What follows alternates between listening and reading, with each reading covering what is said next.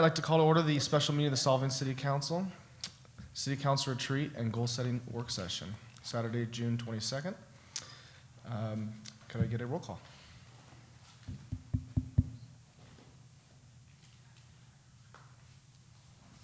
Councilmember Clark? Here. Dearness? Here. Johnson? Here. Waite? Here. Mayor Toussaint? Here. Robert, you want to lead us in the... If everybody please stand and put your right hand over your heart, repeat after me. I pledge allegiance to the flag of the United States of America and to the republic for which it stands, one nation, under God, indivisible, with liberty and justice for all.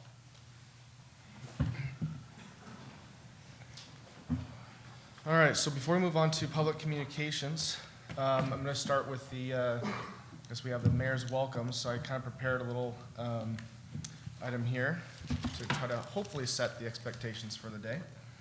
And I'll note I'm probably up 2 hours too early. Millennials. All right. What is important? Why is it important? Where do we want to be? How do we want to get there? Who gets us there? Good government includes transparency. Transparency means the agreement among the people and their elected officials on the set of goals, short-term, mid-term, and long-term, and the strategies for achieving these goals. Goals are established by the elected officials in collaboration with the public, and strategies are implemented by your government. Strategies are wholly or partially funded through the city's budget and drive fiscal decisions regarding revenue generators and expenditures. They also establish and direct the priorities within the daily operations of City Hall, government staff, elected officials, and municipal resources. These goals and strategies are important because they provide clarity on how we are going to achieve a shared vision. A vision describes how we see ourselves, our communities, and our city. It represents a set of shared values for the quality of life in which we want to live, play, work, and learn together. A vision allows for us to be aspirational, and it guides the goals we establish to move forward together. A shared vision includes the voices of various people and communities and is not held hostage by a few guarded constituencies. We all experience the intended and unintended positive and negative impacts of how our city develops, evolves, and responds to changing demographics, market forces, social and economic needs, and environmental dynamics that affect our lives and everyday experiences. So with a new attitude of good government, transparency toward fiscal and fiduciary responsibility, this administration, along with local civic organizations, hosted various events to hear from you about what you think is important as the city continues to evolve. Like most municipalities, fortunate to be located in one of the most beautiful areas in the country, challenges and opportunities will create tensions among communities and risk within city government, as well as favorable moments and circumstances that will benefit our communities, individual households, and strengthen the economic, physical, and social character of Solvang. I have a vision. I want our Solvang to be a sustainable and healthy budget and be fiscally responsible with the fiduciary oversight so that we are resilient and strong as a city and community. I want Solvang to be a good government, best practice municipality in California. I want our Solvang to have a modern, efficient, and sustainable infrastructure that meets our current and future demands and provides the level of economic and environmental security we need to be in a resilient city.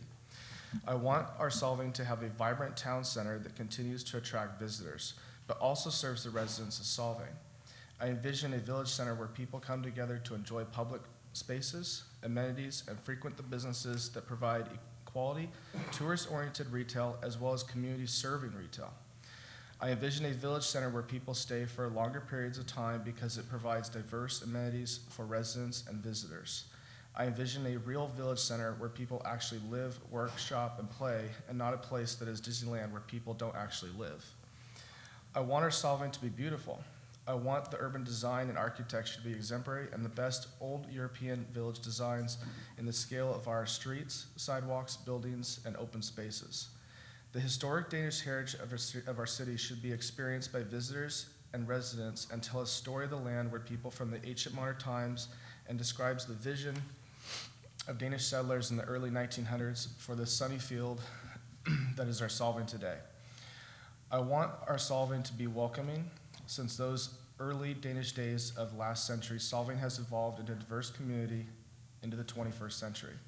I envision a Solvang that embraces diversity and change in ways that builds on the entrepreneurialism of the city's founders and continues to strengthen and enhance the quality of life, daily experience of the residents, businesses, and visitors of Solvang.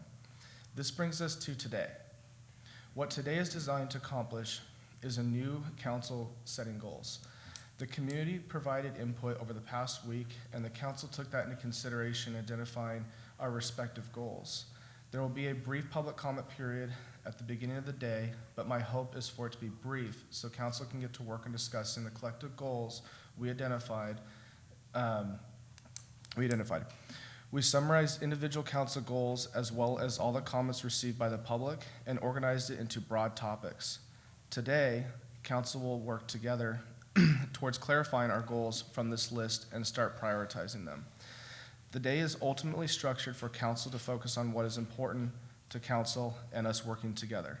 After today, there will be additional opportunity for the community to weigh in on how we work towards the goals. No decisions will be made today other than what the council sees as goals and priorities to be moving towards Solvang 2.0. So with that, that's my opening comment. I hope that sets some of the expectations for today. And we can move right on into public comment. I don't have any speaker slips, so I'm not sure if anyone is. More informal, so if you want to just ask whoever wants. Okay. Maybe we can get a read by people raising their Yeah. hand if they wish to speak, then we can get a sense of how much time might be needed to do that. So, looks like you have, some behind you there. Need a lot more coffee. So that might be with the traditional 3-minute Okay. allocation. Mic's on? Okay. My name is Aaron Peterson, Solvang business owner. I'm just here to talk about two issues. I'm sure that there will be goals that you folks will address, but there are more details on the goals. The first will be traffic. I know that that's going to be one of the goals. It has been for the last 20 years that I've been involved in the city. And I just hope that we keep in mind that as Mayor Toussaint said, we're a village, we're small, we want scale, we want streetscapes, we want public spaces, and we got that darn state highway going through town. And the growth that takes place east and west is not up to us. I encourage us to not ribbon cut the town by speeding up the traffic. I encourage us to slow the traffic down. I don't want to make it easier for people to get through town. I think that there's been pushback already. If you're a soccer kid and your coach has practice in Buellton and you live in San Ynez, they start uprising and saying, no, let's have practice in our little neighborhood so we're not crossing the town. So we do some of those things. We need to do outreach so that we slow it down. If you build it, they will come. I've been on the planning commission for 15 years and I go to all those seminars, and if you do a bypass, you grow something, there'll just be more development. Let's make it harder for commuters to get to Santa Barbara through downtown Solvang. You have a school on one end of the town on the north side of 246. A lot of the kids live on the other side. We want them to commute. We want them to walk. Let's keep it safe. So that's mine. We got to keep that highway slow enough. I was in Ojai not too long ago. That road is horrific. Go down to Laguna Beach. Go to Newport. Highway 1, horrific. You can't cross it. Not to pick on Buellton. Try to cross out there.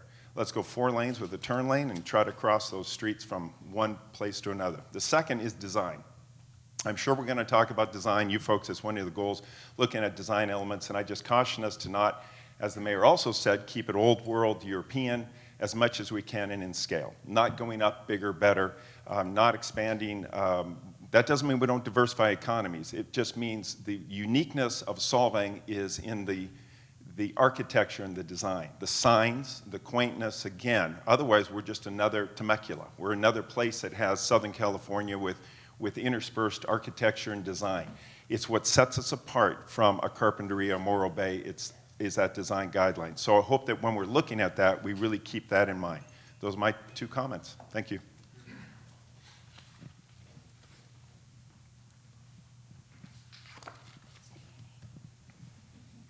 Hi, I'm Tracy Beard from the Solvang Chamber of Commerce.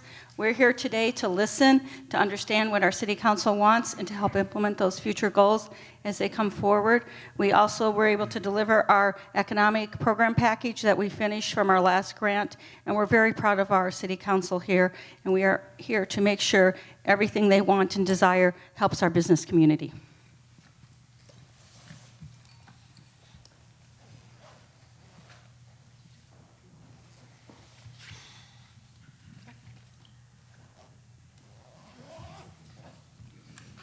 Hi, I'm Lansing Duncan, a Solvang resident for 13 years, Valley resident for more than 30 years.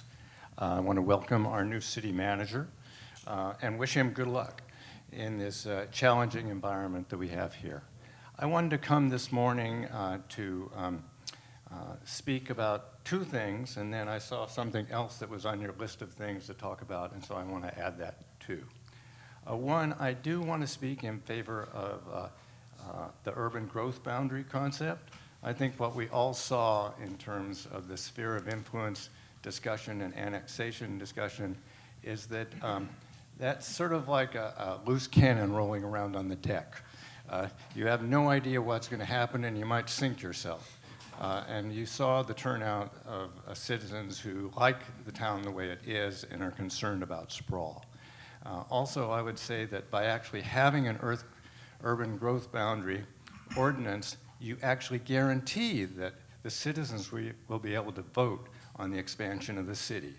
And although a number of you running for the city council in the last election said that you believe the citizens ought to be able to vote, that's sort of a pie crust promise unless you have an urban growth boundary in effect which requires that. The benefit of that also is that citizens actually vote on a specific project. You can actually see what's proposed. We saw that part of the problem with this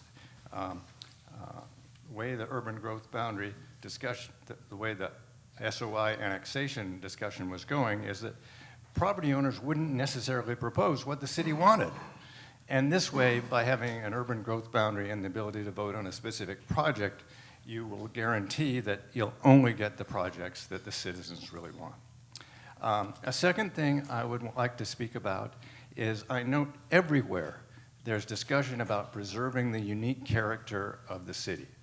And certainly there's no question that Solvang has a better vision of itself than a number of the other communities in the Valley, and certainly when you start to look around California.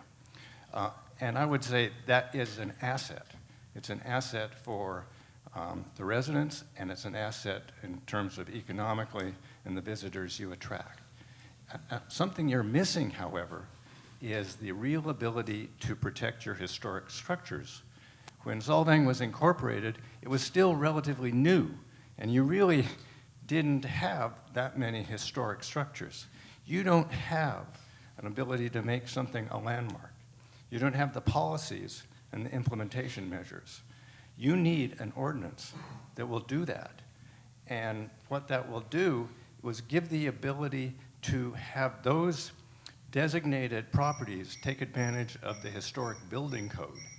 That way they get certain allowances that make it so that they don't have to upgrade to ADA and things like that, which sometimes are really difficult for owners to address. Changes in regulations.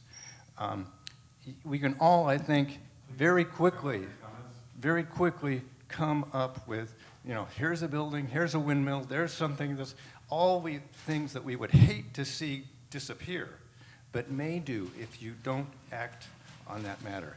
And one way to do that too, keeping that character, is preserve your architectural review board. You need that. You can't get rid of that. Thank you for your attention. Thank you, Lansing. Hi. This is really great. Thanks, Council. My name's Susan Bellany. I'm a Solvang resident, and I'd like to ask Council to add an urban growth boundary measure to the 2020 ballot. Last year and during the election, we talked about the sphere of influence and annexation. So because these boundaries can get confusing, let me start by defining all three: an urban growth boundary, a sphere of influence boundary, and annexation. An urban growth boundary is a way to give residents a vote whenever a city and the affected property owners want to annex and rezone land outside that boundary. An urban growth boundary is often the same as the city's current boundary. Contrary to what you may have heard, an UGB does not mean no development or annexation can occur during the time the urban growth boundary is in effect. With an urban growth boundary, annexation and development can be proposed and the city's residents vote to accept or deny that development. Real examples exist in Ventura County where about half of 20 or so development proposals have been accepted and half rejected over the years. Today in Solvang, we have no urban growth boundary, and so Solvang residents get no vote if council and the landowners want to annex their land into the city. Instead, only council, the property owners, and a county commission called the Local Agency Formation Commission, or LAFCO, get to vote. When you think about it, the possibility exists that just 3 people who live in Solvang, and that would be the majority on city council, could make the decision to increase the size of the city substantially. This is because the property owners to be annexed don't live in Solvang, and there's no guarantee that LAFCO would have anyone who lives in Solvang on their board. Many of us feel residents must have a vote on annexation, and the way to achieve that is through an urban growth boundary. A sphere of influence is a boundary that defines an area outside city limits that a city intends to annex, and where property owners are willing to be annexed. Annexation can happen right after a sphere of influence is determined or years later. Until annexation occurs, land inside a sphere of influence remains in the county under county regulations. Lastly, I'd like to talk about cannabis, which was legalized by 57% of Californians, and now we're working together to effectively respond to this new business in our communities. My comments are not about people using cannabis, but rather about using the land to grow cannabis. Some people wonder if an SOI or an annexation would help protect Solvang city limits, but an urban growth boundary, a sphere of influence, and annexation are not the right tools to use. The good news is the right tool will be discussed at the Board of Supervisors on July 9th, and that is an Inland Ag 1, 5, 10, and 20-acre parcel ban on cannabis cultivation.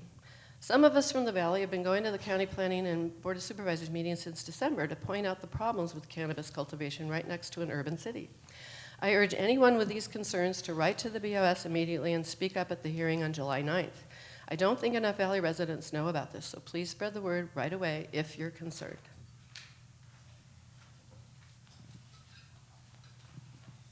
Good morning, Hank Homburg, Solvang resident. Again, I concur with everything the previous speaker said about urban growth boundary. It should be on the ballot.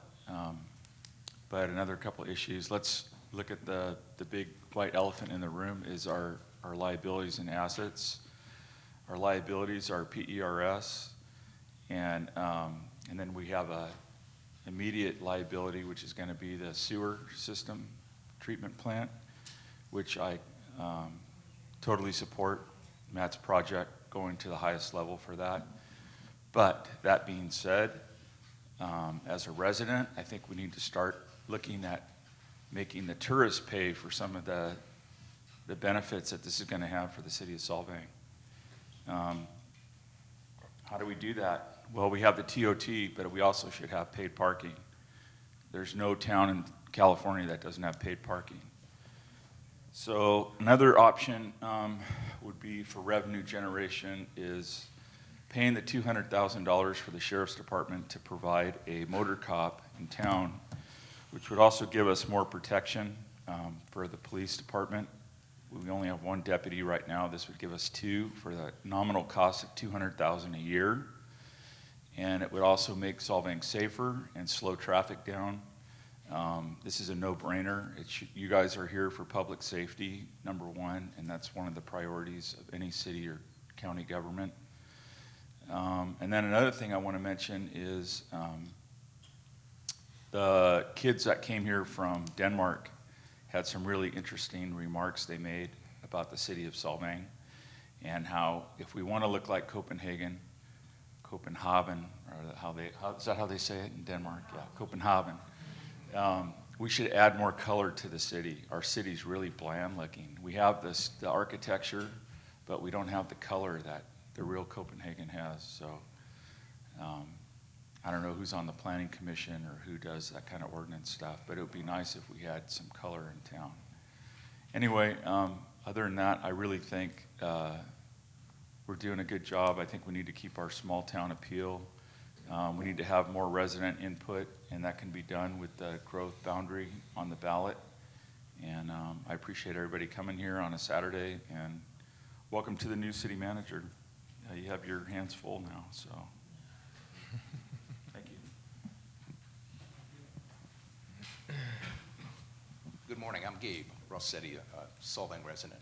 For me, setting of goals is a wonderful thing, but it's all about a process. And what I'd like to see in the process is that the council be more cohesive, be more harmonious, and be well prepared. Thank you.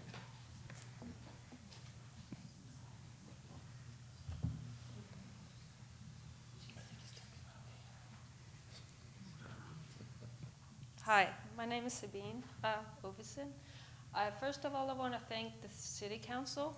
I think it is, I'm very excited about it. I think you're going to do great improvements. I was very excited about getting the Danish exchange student.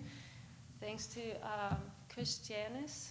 That's the way we say it in Denmark. I can't say it in English the way. I'm very excited. I really want to see the Danish exchange students to come in here and really get a new set of eyes. I do remember back when we were living in Vandenberg Air Force Base, came here, it was like a bucket list, a dream come true to come and visit this town. And the first thing that kind of made it very different than the look of Solvang was the amount of cars. Like, wow. There's cars everywhere, even in a little town like this. So for me, I think it's very, in order to add the colors to the town, that I think is very important, to make it look like a Danish town.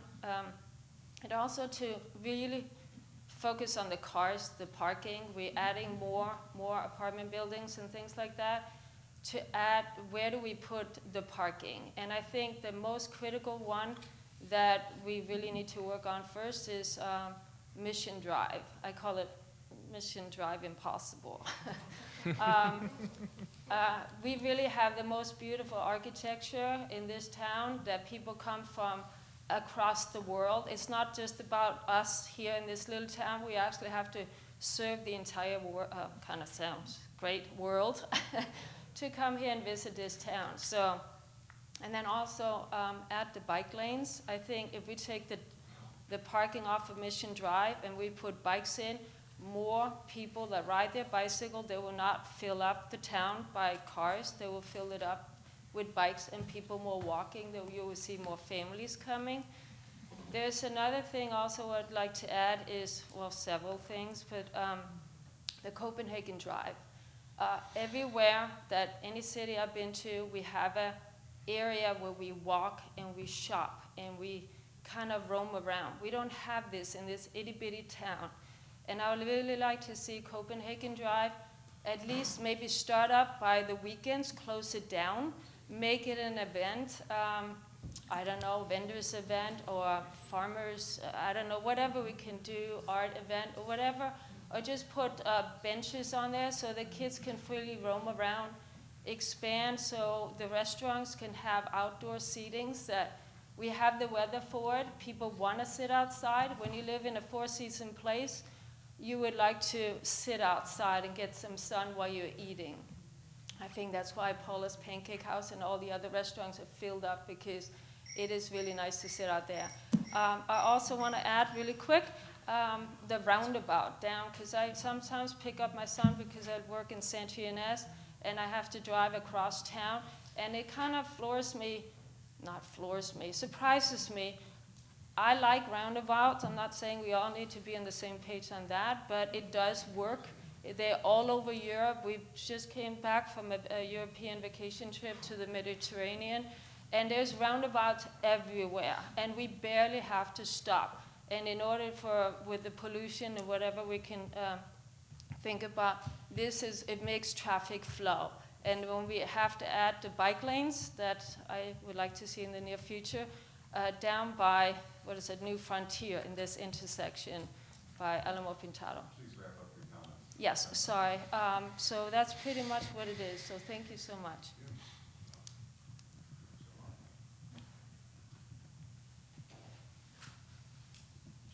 I'm Nancy Emerson, Solvang resident.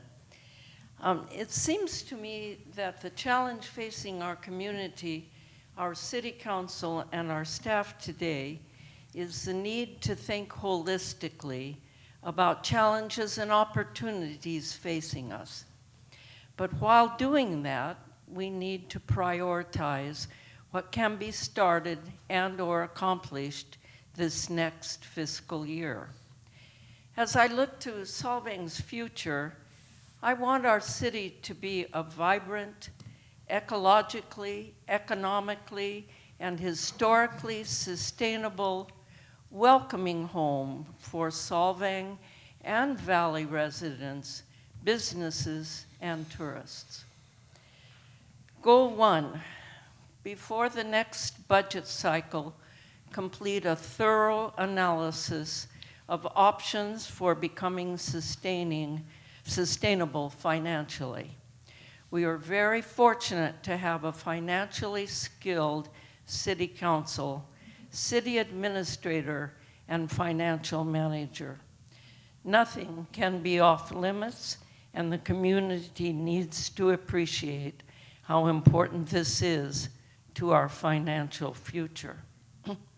Goal 2, during fiscal year 1920, initiate a wastewater treatment solution that long-term will provide a sustainable new pure water source. Drought may well be even more severe in the future, and we will need all sources of water to survive.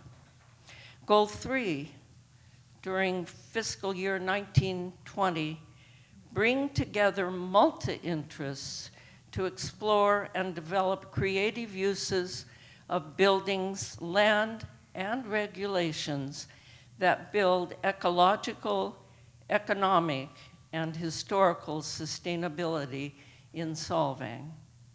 Include assisting passage of an urban growth boundary, which will help assure quality of life and citizen participation.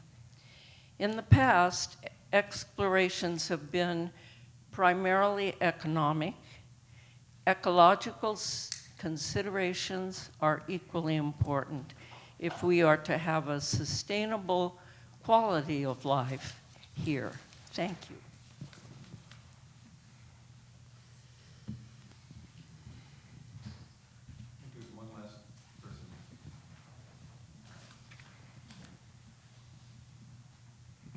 Hello, Max Hamburg, resident, business owner in Solvang. Thanks for having this meeting with City Council. A couple of things.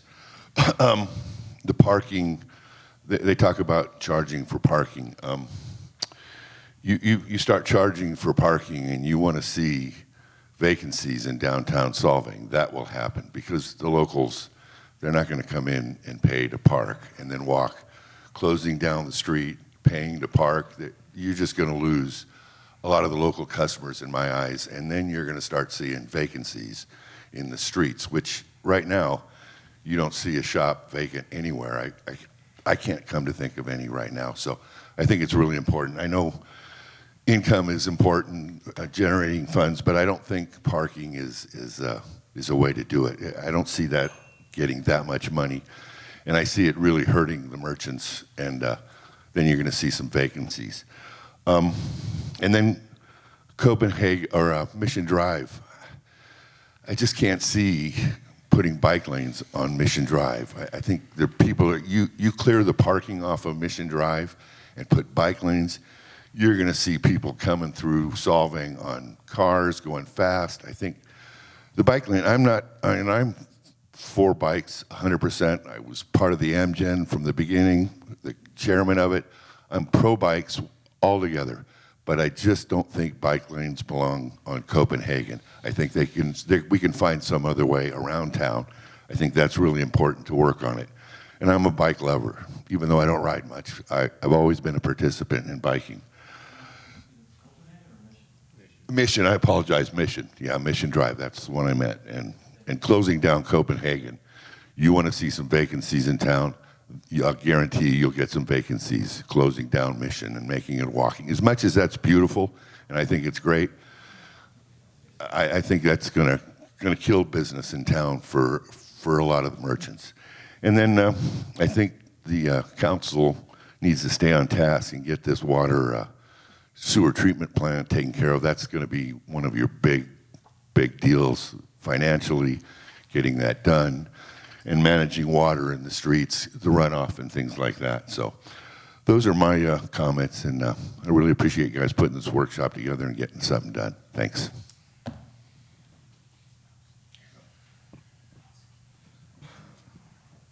Good morning. I'm Charlie Werner. I'm the president of the Solvang Chamber of Commerce.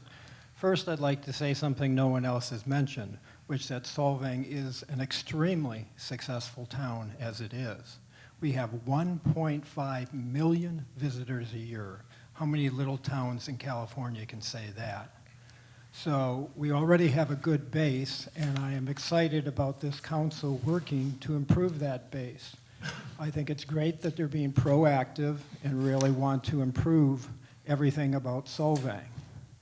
That being said, I'm, as the president of the chamber, looking forward to working hand in hand with the council once they decide on their goals to bring those goals to fruition. Thank you.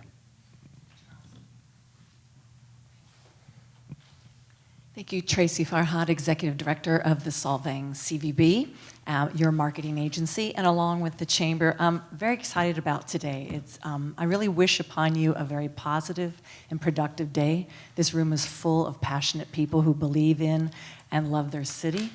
And we are here looking forward to hearing what your collective goals are, hearing the 2.0, the shared vision, and everything we can do to help support you to attain those goals. So good luck today.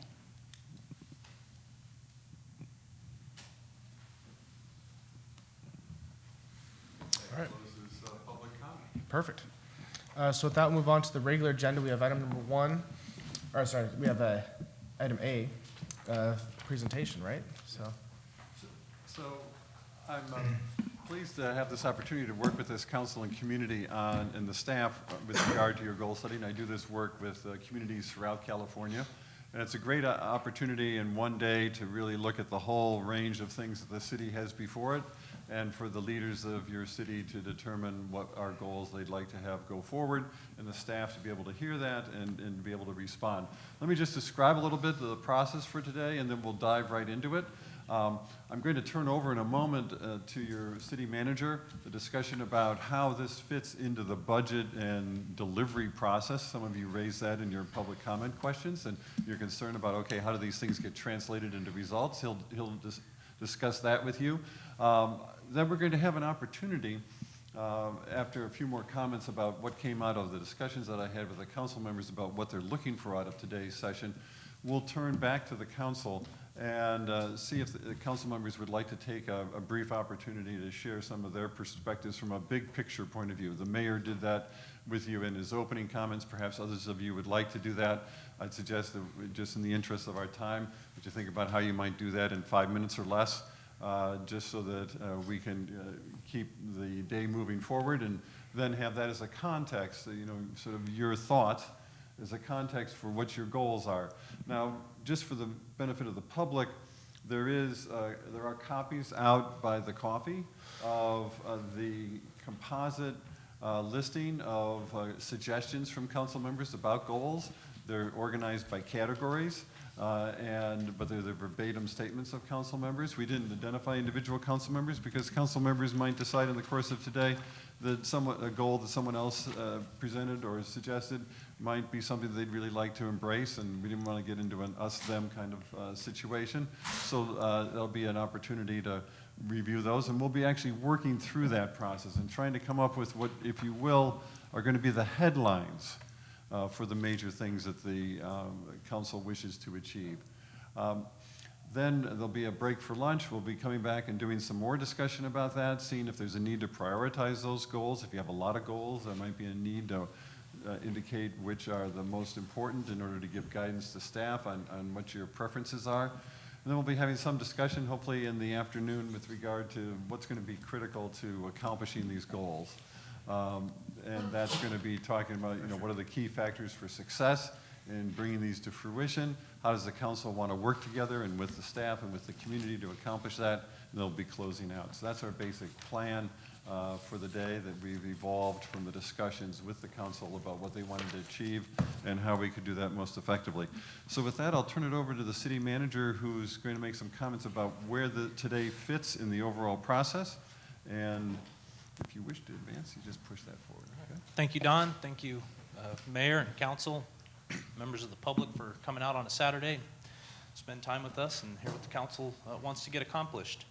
So real quick, okay, so we had this slide last week on the budget presentation, and I want to just quickly cover it again so that we're talking about, you know, the overall scope of where we're going. So this year we really focused on revamping the budget document. As the mayor mentioned, and as I've heard the council talk about, as well as members of the public, there's a very good focus this year on financial transparency, really identifying where money's spent, how it's delivering services for the residents, and restructuring the document to make it a little bit more easy to understand where the money flows, as well as identifying financial policies that set us up for future success, and setting up a rhythm as we get into it. And so we created this slide that sort of shows the, you know, mission, vision, values of the city, which would really be strategic planning, and then the yellow, that's really council. And then in the blue over there is performance, budget monitoring, delivering services, that's blue, that's really the city administration and staff. And then in the middle is the green. Now, because we got a little bit of a late start, me starting in April, our new finance director starting in April, we're a little bit truncated on where this schedule would be. Normally, we would be much earlier in the year, and in subsequent years, we plan to get started much earlier so that we're really picking up this overall component as well. But this ultimately is where we're at, is here today for council to identify what those annual goals are, and put together the plan. And then on Monday, we have the budget document that hopefully moves forward some of council's goals. And then in future months, we can come back. So real quick, very high, quick level overview of the budget. Here we've got general fund, water, and wastewater. And so looking at everything, if council adopted the budget Monday night that is put out in the agenda packet yesterday, then the net change in financial position for the general fund is that it would be a positive $540,000. Wastewater fund would be a reduction of nearly $800,000 due to some one-time expenses for the suspended water. And then wastewater fund would be running a little bit of a deficit itself, mostly because of one-time discretionary expenditures that's really the setup for the wastewater treatment plant. So the council, when we talked about the wastewater treatment plant at the first go-round, said that you'd really like to see some additional study on the overall sewage collection system, which also tied into a recent sewer impact fee that you discussed. And so this in a nutshell, with the budget document that's in the agenda packet for Monday night, it shows the bottom line of how these three primary major funds are operating in the city. We also spent time this year putting together fiscal projections. And so without getting into too much detail, the orange lines are our expenses, blue line are our projected revenues, and then the gray line is expenditures with discretionary. Discretionary is defined as one-time expenditures. And what we see is here we are in this current fiscal year. The new budget is here for the general fund. And as we take into account capital, we see that we are exceeding the revenues that we have, which is the challenge this council has certainly picked up on and that you're starting to respond to today and moving forward. Similar with the water fund, again, because of some one-time expenditures and capital projects, we exceed, and then over time we're projecting that we're bringing costs down as revenues are going up to sustain water. And then wastewater, which really expenditures have tracked right with revenues, But again, it's the capital side of things. It's the infrastructure improvements that give us challenge to work towards. So overall, next steps, Monday night you have the final budget hearing where you may adopt the budget or move it forward so through continuing resolution or however council wants to go about that. And in that you would be setting out some expenditure plan.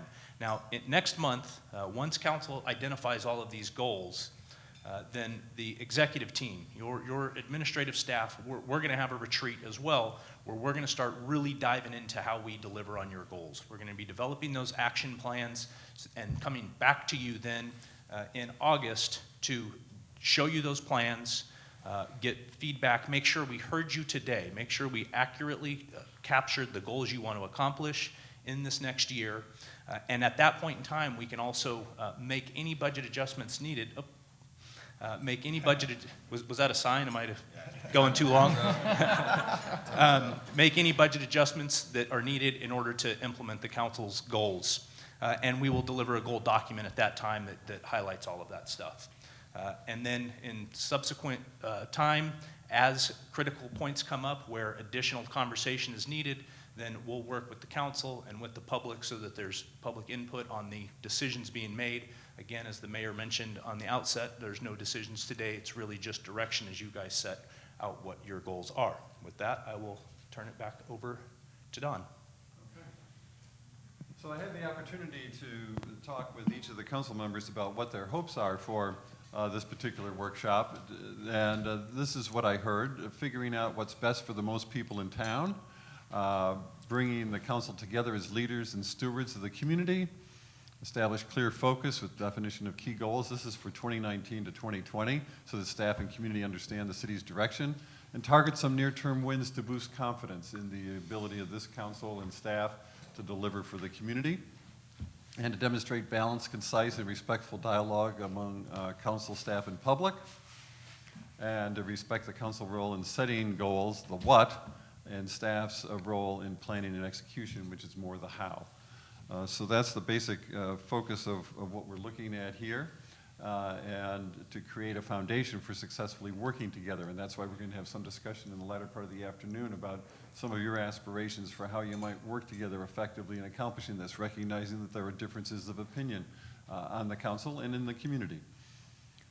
So I also asked what brings forth the best from people, and it's a constructive, positive attitude, emphasizing how we can improve rather than criticism. That's what I heard from council member.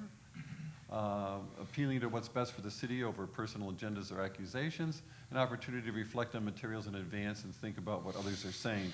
That's why there was an effort by staff to get out as quickly as they could after receiving the final input from council members of the composite list, so that there would be whatever time was available for council members to reflect on that list and be prepared for today.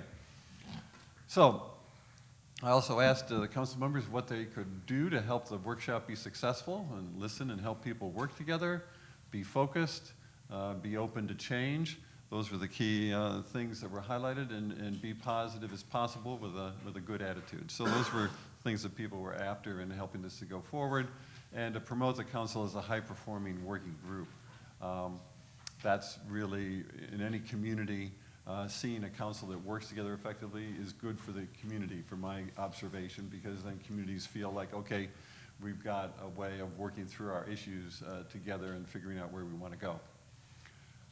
So, the other things that were important to people were a desire to follow best practices for council performance. So there was some effort that I provided in addressing the topics, and we're going to be going through some of those this afternoon to see what fits for this city. Some thoughts about how to enhance the council's performance. Keep the roles of council and staff clear, with direct report for employees being to his or her own manager. Avoid creating fear or micromanagement. Refrain from personal attacks to one another or the staff or the public, and consider options without bias and receive clear analysis from the staff. Those were the kinds of things, along with a focus on policies rather than personalities, and explaining your perspective so that your fellow council members can understand where you're each coming from, and being brief and to the point and finding some ways to balance the input from each of the council members so that it doesn't swing too much in terms of time and discussion from one point of view versus another. And provide an ordered sequence for the discussion, which we'll be trying to do today, and boost communication with the community, which is why this is being recorded for the community to have access to this session and to be able to learn more about the thinking of the council members about where you want to go in the big picture and what would be important for you in going forward. So with that in mind, I want to turn to the opportunity for the additional council members. Your mayor kicked off with his perspectives about what he's looking for the city. Invite each of the council members who wishes to take a few moments to offer, the thoughts and perspectives that you might have about that. Does no more than 5 minutes for each of you feel okay, or does anybody feel like they need more than that? I think that was about what the mayor delivered on. Again, we're trying to keep a sense of balance here. Does that work? Okay, who would like to go first? Okay, Karen? I'm pretty sure everyone can hear me. In listening to the public comment, one of my objectives here was to get a lot of public input, which I did. And I kind of took track and record keeping as to common comments that came up. So my first takeaway from this is a big emphasis on the need to improve our wastewater treatment plant. That was a big deal. Came up a number of times. Something that was very important, cohesiveness of our council, which I was pleased to see in your slide number 1. It addressed every single issue that we had spoken about. So thank you for putting that up there. Urban growth boundaries, very important issue. I know we'd started working on that. That came up a number of times this morning in public comment. We had gone into our sphere of influence and annexation, but never got to the point of discussing urban growth boundaries, as our study had been terminated at that point because we didn't want to continue to spend the finances to figure out how much it would cost to get into all of that. So that got tabled with the last council. Finally, we had the safety issues, traffic issues, safe routes to school, and how that might affect our need to reduce or increase parking, earn revenue off of parking, and how that will affect our local businesses, residents, tourism, which runs our city, and the preservation of the historical aspects of Solvang. So I think that everything that I was interested in being here for has been addressed quite clearly from the public and in your brief summary that you put up. Thank you. Okay. Is there anything that you'd like to offer, Councilmember Waite, about stepping back for a moment from all the individual items? Why are those important to you? What's the sort of spirit and feel that you want for the city? Well, I think the reason that I'm sitting here today is because I want to be able to come across to the city as a council that is unified and on the same page. I know that we all really would like to do the best thing for the city of Solvang, but I'm not sure that as a council we're portraying that to the public. I think we're coming across to the public as divided, and I'd like to put an end to that, and I'd like to present us as a unified group on the same agenda.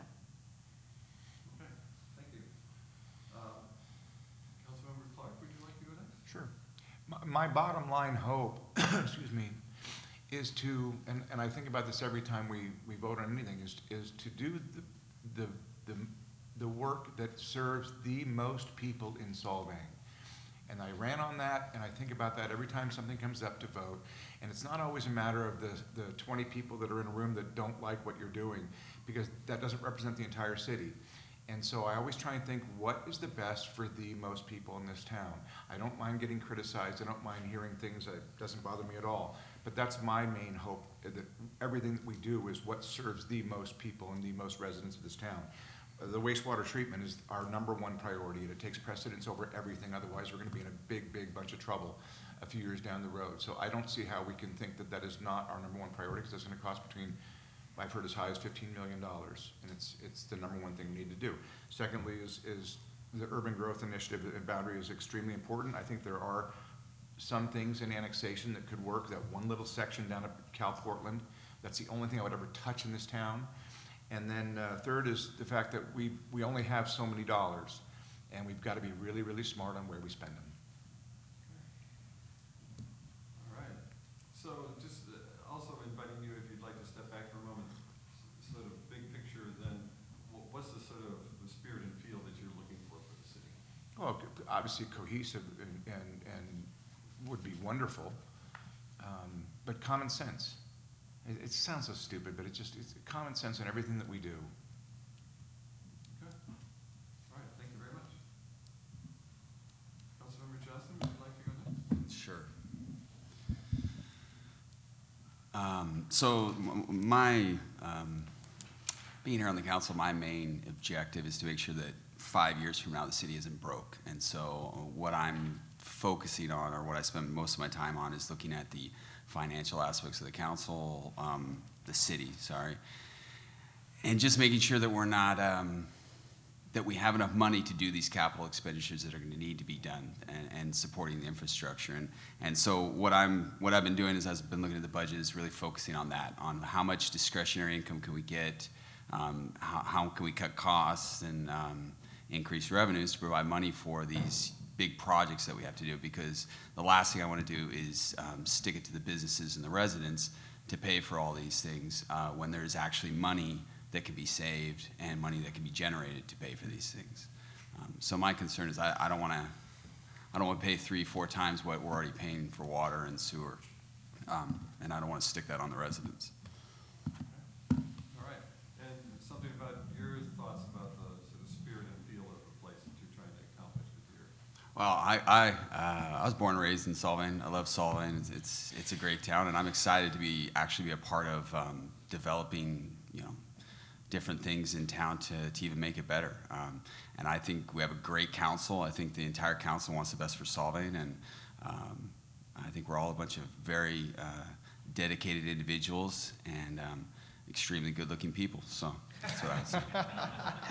Oh, maybe not that last part.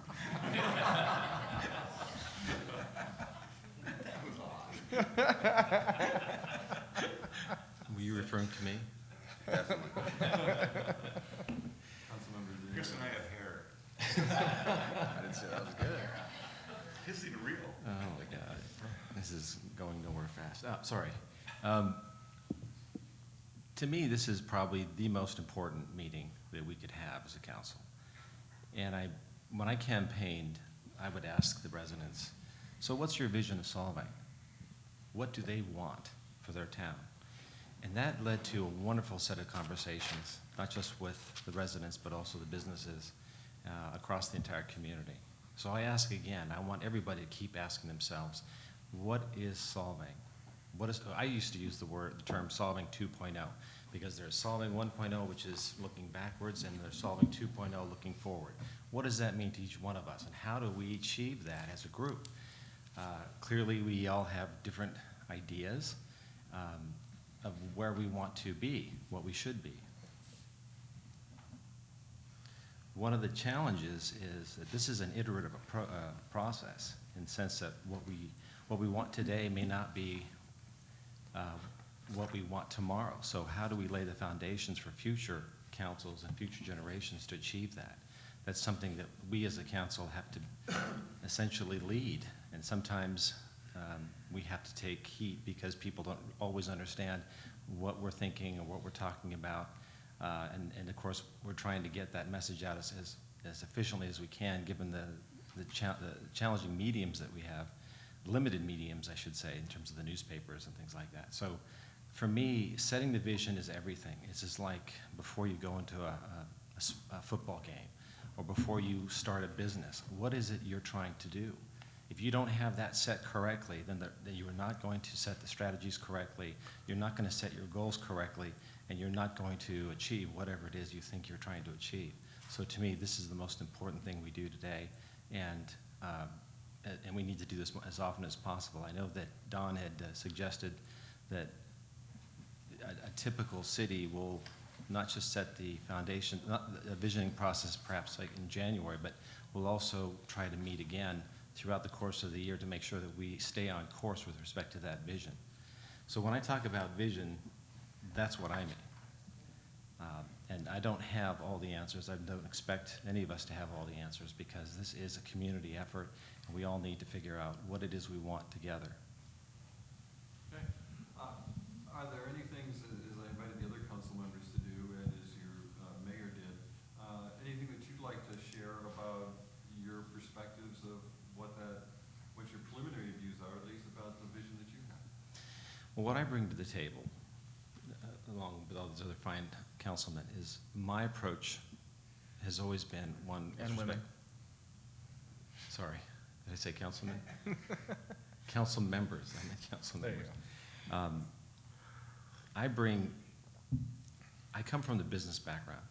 So when I look at Solvang, I look at it as a business. It's not a business, so don't get me wrong, but I always bring that perspective. What is it we're trying to achieve and how are we going to achieve that? And how are we going to pay for that, right? So that's what I bring to the table, and I hopefully will be able to work with members of the community to define those strategies, develop successful strategies to pay for the things that we're faced with. For example, the wastewater treatment facility was brought up again and again. And I really appreciate what Anthony Emerson had said with respect to taking a holistic approach to things, because what we do today has to be workable years from now. For example, I love the idea of trying to figure out how to reclaim that water and put it back into our system so that we can make the most of that resource going forward. Urban growth boundaries, again, this is a very important vision that we need to embrace and figure out how do we manage the growth of our city in a meaningful way as opposed to urban sprawl. We want to make the most of our city. So these are visions. These are things that we need to discuss and refine over time. Okay, thank you very much. And let's move forward. So what we're going to do now is really have some discussion and selection of the major city goals. So again, for the members of the public here, if you haven't gotten a copy of this document, which is out on, I think there's still copies available, Lisa, on the table out there, you might want to go along with that because I'm going to be projecting that as we're looking at the different items. I want to highlight as we're doing this, I think, as I mentioned briefly earlier, a good analogy for what you're doing today is you're coming up with the headlines of what you're trying to accomplish or wish to accomplish here in Solvang. I noticed in looking through the document that you also had a lot of the story underlying those headlines of things that you thought would be helpful ways to go. That's actually very good, useful information because there's agreed that there's time to discuss that today. The staff will get a read from the council about your relative level of interest in some of those strategies and specifics of how you might go about doing it so they can come back with a better product for you than they might otherwise in a vacuum in a month or two. I guess it'd be about a month and a half, 2 months from now.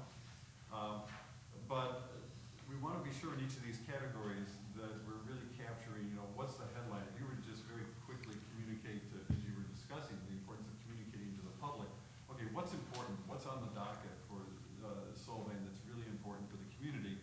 What those short headlines would be. That's the critical thing to come up with today with enough clarity to them that the staff and the public has a reading of what you mean by it. So just to highlight what's here and how this is set up, and I'll get that document up here on the screen so that people can be looking at it.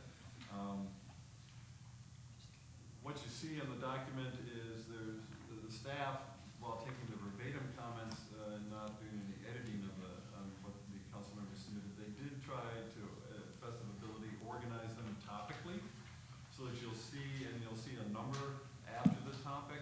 So like there's 4 here, that meant that 4 statements were received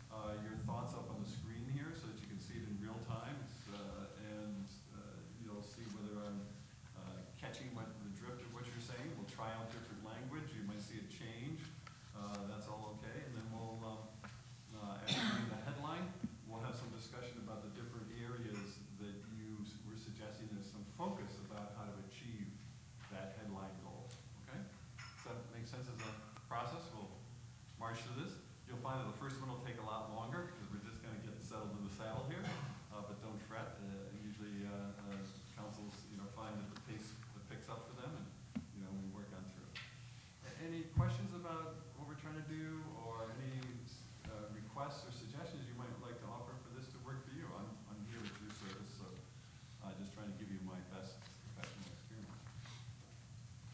Good to go, or thoughts? I'm trying to think of a headline. Trying to think of a headline. Sports page or front page? It's one of the same, Robert. You wanna be Or above New York Post. You want to be above the fold. Yeah.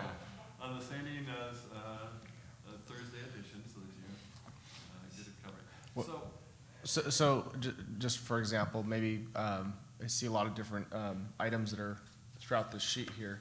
One of the headlines could be, for example, fiscally smart and responsible. Is that kind of where you're? Wouldn't be happening. Yeah, that would cover a couple of things, and in fact, that would probably also blend over into the fiscal responsibility category that you had a lot of things around.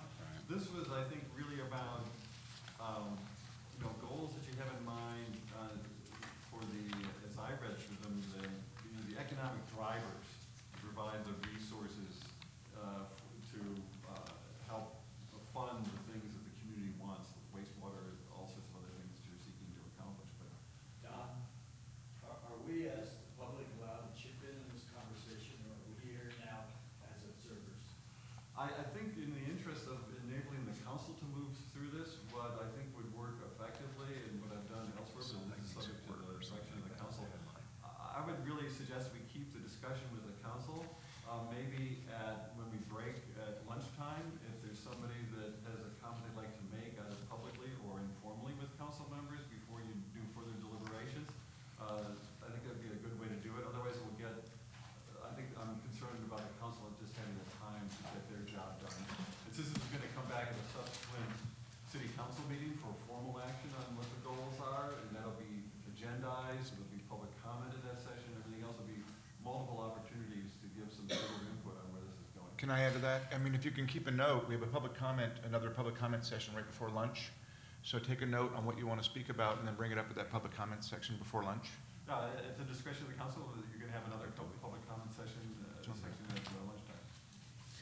Can I suggest that we start with a higher level question?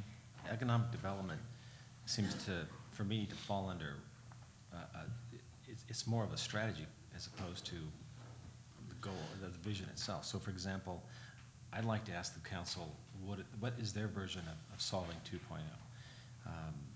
And I'll throw one out just as an example. I think we want to call ourselves the Danish capital of America. Well, what does that mean when only 10% of the population is Danish now?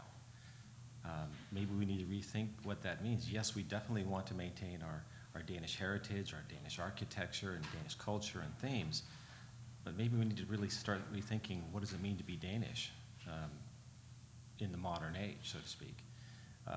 What should our town look like in terms of development with respect to that vision?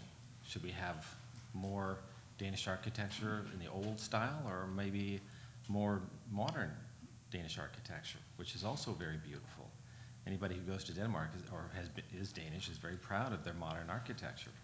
Maybe we need to have sector themes within the community, where one part of the town is older and more traditional, or we're trying to preserve some of the historic features of our town. I'm looking for one of the individuals who mentioned this. And maybe one area needs to be more, for lack of a better word, modern. I'm not sure what that looks like, though, and that's something we should talk about. And in that context, then we can start talking about economic development. For example, I think it was Aaron Peterson who had brought up, when I was campaigning, I asked him what his vision was, and he brought up a wonderful vision, which I gave him full credit for. Somehow we need to bring in some of those amazing things that make Denmark what it is today. But where would you put that, right? Again, that comes under how do we lay out the city and make the city livable for not just the residents, but also more enjoyable for those who come to visit, like a compelling story that they can't wait to come and be part of, right? For example, maybe we need to have a theater district. We have this wonderful thing called the Theater Fest, but it only operates over a relatively short period of time. How do we make that, how do we enable it so that it can operate year-long or year-round and really become a cultural as well as an economic driver for this community? That's a vision. Now, I don't know if you guys share that, but I'd like to discuss it. That's macro. I'm obviously not capturing your exact words, but it's something of building upon the Danish heritage and ways to update the city and create compelling experiences for the residents and for visitors to attract quality tourism that yields the bottom line to you. I think you're going in the right direction with those words. What I would, okay, I'll start. I think there's a way to be more Danish, more modern in terms of, you know, the Danish culture while embracing our past. I grew up here. I came here when I was 1 in 1964. So my family is as embedded in this town as anyone else's. And there are things that we certainly want to preserve, for example, the architecture. But at the same time, I think there's a way to really expand on that. And so when we say we are the Danish capital of America, we look more like Copenhagen, right? For example, Sabine brought up the idea of a community with more biking. And I think that makes perfect sense. We want to have we want to improve the quality of life for our residents. And at the same time, maybe that becomes an attraction in itself for the tourists who want to come here and enjoy this amazing environment and by bringing their own bicycles or maybe renting a bicycle and jumping on our bike trails, right? So one of the council meetings we had recently had to do with creating a bike, I think we call it a biking system and a bicycle park. Bicycle master plan? Yeah, bicycle master plan. I think it's a fantastic vision.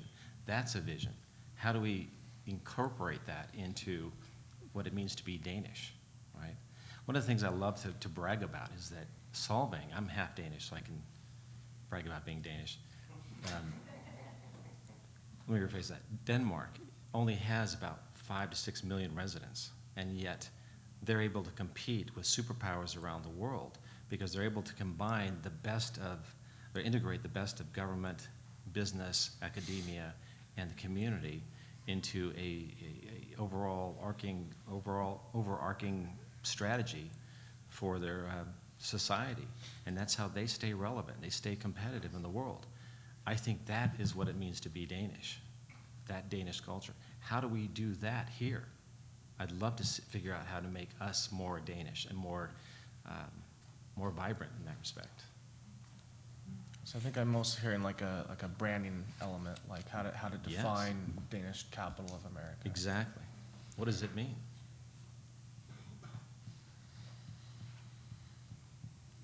Okay, well, I mean, I'd like to add to that. I like the idea of having different areas of town focused on different parts, such as historic, theatrical. I really feel that we need to have a stronger representation of arts and culture, which would fall under, you know, the theater, quotes theater district, let's say, something like that. After going through the sign ordinance for the bar and reading the portion that spoke about having our sign ordinance meet the late 1800s style of Danish architecture, I think that we could integrate that with more modern Danish building styles. I think many areas of this town could use a facelift. More color, more vibrant. But we also have to understand that costs money. And our business owners, if they're going to upgrade and do a facelift on their business and paint and reconstruct, we have to be able to support that business so that they have the revenue to do that. So I think that was a really good point that you brought up to emphasize the different areas of a city and make each city, I don't know how to say it, like you said, like you're saying their own little subdivision, their own little compartment of Danish. I don't know exactly how to express that, but I think that's a very interesting concept. I really do. Because we have to maintain our heritage, we have to maintain the old style, we definitely do. But we also have to integrate the modern world into this also. This is changing demographic here. I think this is all big picture stuff, which I think we're a little bit getting off track, because I think we want to deal with this, the specifics at hand on what is this place going forward for today. If, dovetailing on what you're saying, though, when you talk about Danish and culture and heritage and cohesiveness, I mean, my idea exclusively, Aaron Peterson's, was the Vets Hall, and to incorporate that, and Aaron's had great ideas about that, other people have added to it, is to make that an old and new, a combination, get University of Copenhagen involved, as Aaron pointed out, get Cal Poly involved. That would be, I think, the most wonderful thing we could leave the next 4 generations of Solvang, is to do something with that Vets Hall that incorporates old and new Denmark, because Denmark is a hip modern place.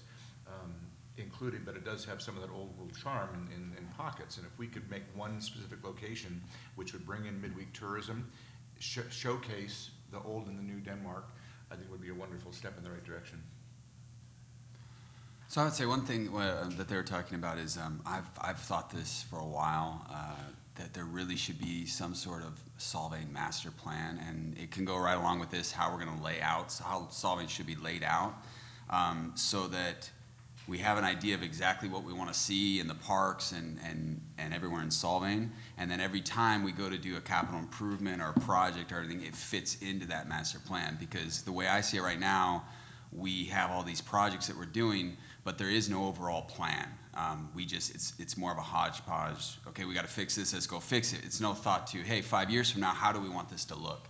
And so if we can come up with this vision of having these separated areas or whatever, then every time we do an improvement, we can say, hey, this is where we want this improvement to be done. We're going to do this, because we're not going to be able to obviously do this all at once. It's going to be over time. So I think thinking 5 years down the road and having this master plan and then fitting, our vision into this master plan, then we know, we got to replace this road, or we're going to widen it, we're going to narrow it, we're going to do this because it fits into that master plan, especially with the parks and around the parks and downtown.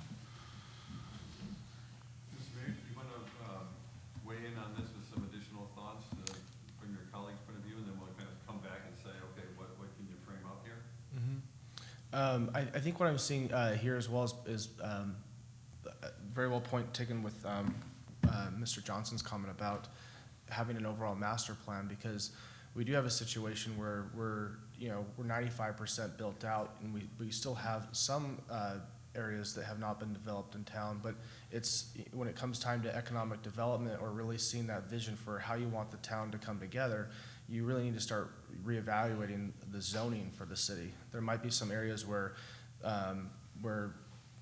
you could do a little bit of rezoning to perhaps create a situation that would optimize the city's revenues more appropriately, while still meeting all of our housing element needs and stuff like that. An example would be, I hear Robert Clark mentioning something about the Vets Hall, the conference center kind of idea. How do you increase midweek tourism? But I believe also I hear from the SCVB that there's a high interest in that. But how do you create a situation that is actually viable? And I think everyone's looking for a hotel that would be next to the conference center in order to facilitate or be able to attract that kind of base for midweek type business activities. That will actually increase midweek business or tourism in a way that will benefit a lot of our local businesses that do struggle during the week, and they wait for the weekend to then make everything come together. That's absolutely true. Mm-hmm. Look, I would love to go through this one more time, because I think now that everybody's had a chance to stumble through their first answer, I think their answers are going to get even better and stronger with time. I'm just going to add that I was down at Newport Beach for a leadership conference, and one of the things that I admire about Fashion Island, which is where we were, was it is like a master plan community. Now, Solvang is not master planned. I don't know if we're ever going to be able to, add some of these elements as Daniel had hoped. But the thing that makes this successful, that location rather, is they have offices, hotels, apartments, and places to live, all essentially wrapped around a village center. So even though it's a large modern city, it still has that feel of a village where you can walk down and shop and be entertained, and the place is just as relevant and vibrant today as it was decades ago.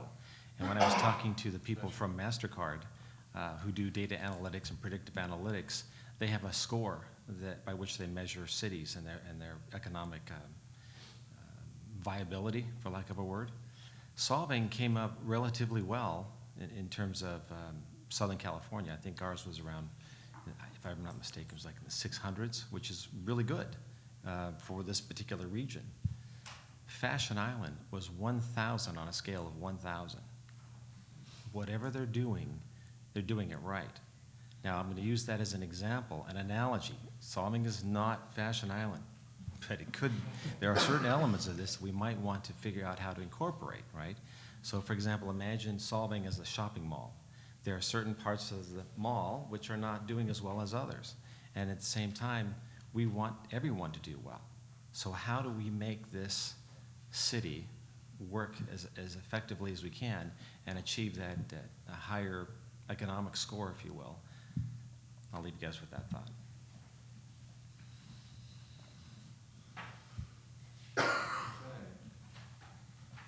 Well, you brought up a lot of interesting ideas here. I might just share with you that'd be of interest what some other communities have done grappling with these kinds of things. But some of them have. Do I need to use this more closely? A little bit. Okay. I was also going to ask real quick one clarifying question. As I'm hearing the five of you, I am hearing a little bit of coalescence around some vision. But what I want to just clarify is, when you're talking about this, is this just our tourism-related, village center, or are you talking about the whole town? Because some of the, as I'm learning the dynamics of the community, some of the residential neighborhoods, I think, are different from, this very tourism-related focus that is what I'm hearing. So I just wanted to check in as a clarifier for staff, if you all are talking about this really in this concept of the tourism center or the broader town. We're in the tourism center. Yeah, I'm talking about Right the now, we're the just talking about tourism tourism center. I'm not. I don't mean to be, I don't want to conflict with anything what you guys said, because what you said is great. But I think you're onto something here, and that is that it's really the interaction between how do we keep people here in Solvang, our own residents, as opposed to forcing them to go to work in Santa Barbara. Is there a place where they can, where we can build some kind of offices that would allow them to work in the digital economy or something of that nature, where they can stay and create high-paying jobs and businesses? That's something we should also consider. Now, where do we put that? I think we need to think about that as well, right? I don't know that it certainly doesn't make sense in downtown Solvang, which is really geared toward tourism. But there are areas that we could potentially look at for that kind of development. So I think we do need to consider that in terms of part of that master plan strategy that you had in mind.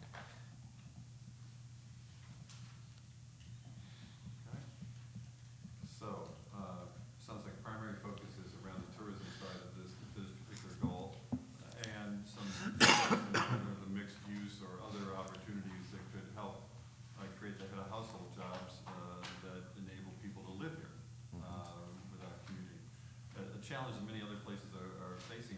Just a couple thoughts for you, and I'm sure your professional staff has lots of ideas about this, but as I've seen other cities grapple with this, several things happen. I'm seeing it range from informal things like where people that are in the planning profession get together with folks from the city and they kind of do little charrettes and they have, maps and they draw color-coded pictures of what might be where and what could happen, onto a full-blown, master planning exercise, which is can be a big, extensive thing. Sometimes has as a front end of it a vision exercise, because that sort of drives the master planning. So there's a lot of different ways that you can go about doing this, from kind of a light, kind of informal volunteer version to a more heavy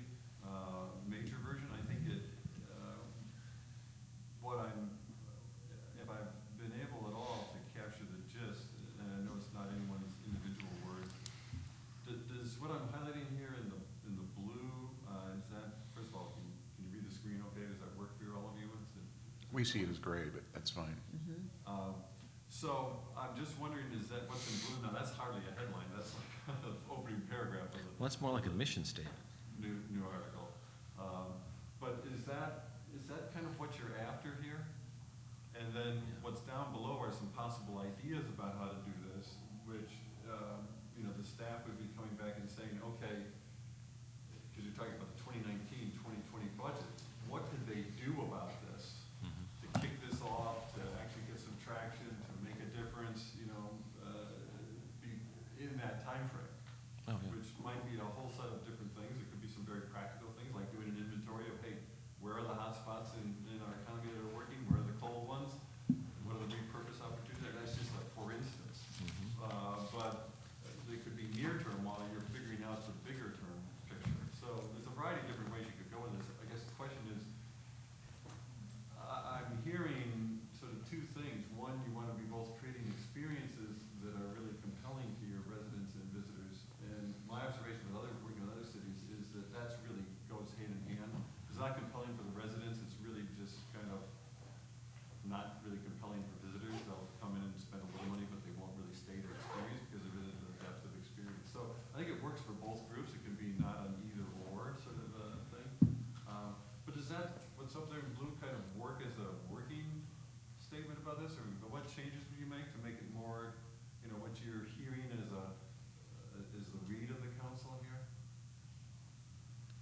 That works for me. That works for me. Yeah. That's what I was trying to get across. Others? You're still looking for a headline, aren't you? Huh? You're still looking for a headline. I'm still looking for a headline. Yeah. Well, you know, it's you know, essentially the big bottom line is economic development that makes sense for Solvang. That's what you're really after, is just how can you do that? And you go to your heritage, you go to innovation, and you see what you can blend. Personally, I think it lends itself more toward a mission statement than an economic development plan. But yeah, these headings were just to categorize things for your discussion. Well, then that works for me. It's fine. Mr. Mayor, is that any Yeah, it's fine. thoughts on that? Okay, so that might be the goal. And what we need to do as we look through the rest of the things that you've got down here is kind of get a read, because there's a big laundry list here. I'm just thinking, you know, your staff is small, they got limited time, they're processing, you know, permits and everything else that's going on. Which of these things do you feel you'd like them to particularly, you know, highlight and coming back to you with a work plan in a couple of months, just so that they're not going down something that you know is only of interest to an individual council member, but not to the broader council members, and they're getting the right balance in how to be back to you with something that works. And you had a bunch of other great ideas down here, you know, of different ways to do it. Planning, permitting, you know, a variety of different things. These could go in very, very different directions.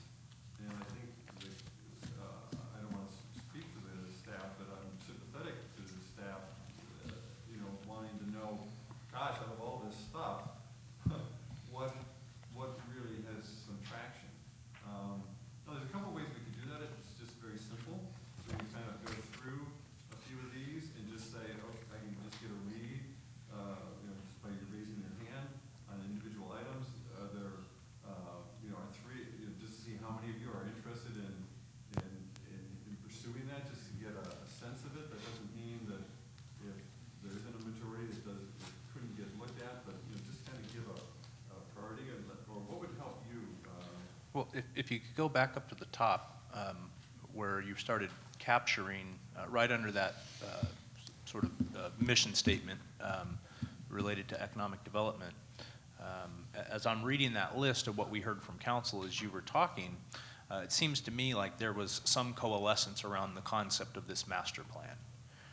And that is something that there's many variations of what that could look like, but certainly from a goal perspective, that's something that's pretty concrete for staff to begin to work on to give you some path forward in the near term of how we might go about doing that in order to really establish, you know, with the goal being, you know, this vibrant Danish heritage and redo of, or not redo, but I can't read it. If you can maybe scroll up a little bit, Don, to really implement building upon the Danish heritage and pursue vibrant ways to update the city. In fact, why don't we change that to include that concept?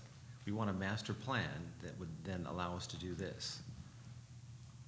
Because it then creates this notion of a framework by which the staff, the community, the council can all, participate and say, okay, we're gonna work on this particular piece now, or how does this piece work together with that piece? So yes, we need a new wastewater treatment plant, but how big do we build it? Because it depends on what our view of the future is, right? And then how do we replace certain parts of our sewer system, which unfortunately are old and they need to be replaced as well. And we can do that in the context of this master plan. So having this, just the word, ends up creating a vision, or at least a direction for that vision. So I really like what you're saying, Dave. Does that work? So that would start to get a little closer to a headline, create a master plan for Solvang's future? So the thing that I think you have to, I think the staff and David is in charge of implementing the master plan. I don't know that they're in charge of creating the master plan of the city of Solvang. So if I lay down a map and I'm looking at the TRC of the city of Solvang, I would really, and frankly, I don't know that the council is the most qualified to set up this master plan. I think it's very important that we have professional help setting up a master plan. And on a smaller scale, I've thought about like the Solvang Park. Really, we should have a professional look at how we can best utilize the Solvang Park and make it, fantastic for the community, and that's something that setting up the master plan would be, we may have to think about contracting that, and looking at that. Obviously, that all costs money. And then the staff would say, okay, now we have it, so we're gonna do this project, how does that fit into the master plan? So that's would be my only comment on that. Yeah, so I think what the idea might be here is that what the staff can come back to you with in their work plan is, maybe this is just where you were gonna go. In fact, why don't you go with how you would envision doing that?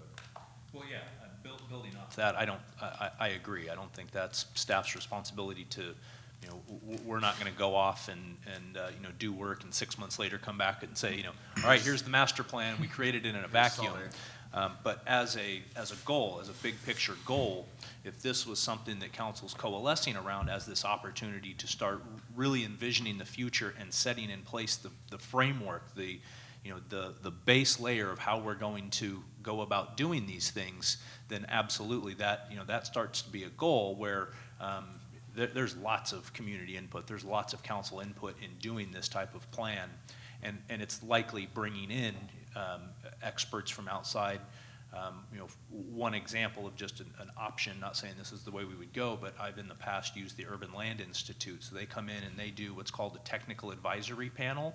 And so they'll put together experts that might be, a hotelier and a land planner and a financier, and they'll put together a group of professionals that'll come in and they'll work throughout the community interviewing, and then they'll coalesce that into a fairly high level report that says, here's a lot of ideas, here's a lot of options to pursue, and then that's an opportunity for council then to say, okay, we like these aspects, let's prioritize those, and then that becomes the basis for doing maybe a general plan update or whatever formal documentation then starts to implement that plan.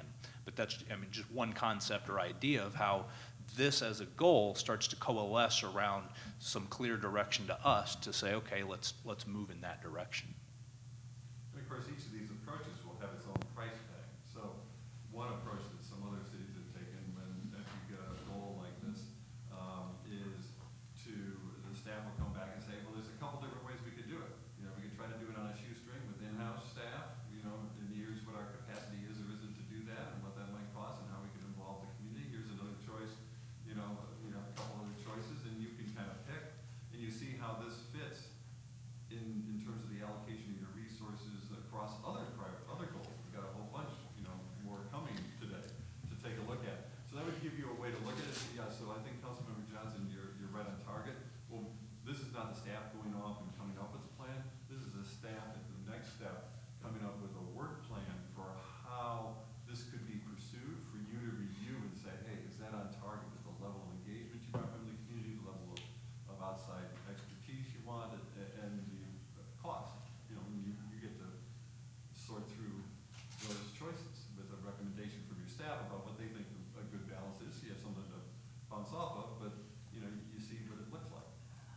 So there's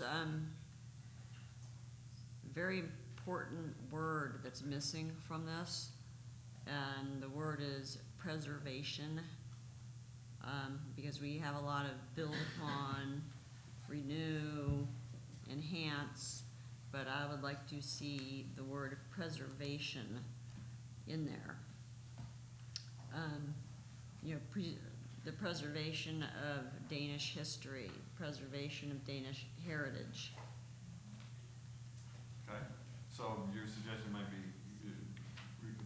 what I'm trying to do here in the green is to see if I can help target what your headline might be, and then the statement below helps people who might read the headline understand what you're after, and then I think what your city managers has helped you do is figure out, okay, here's a place to start.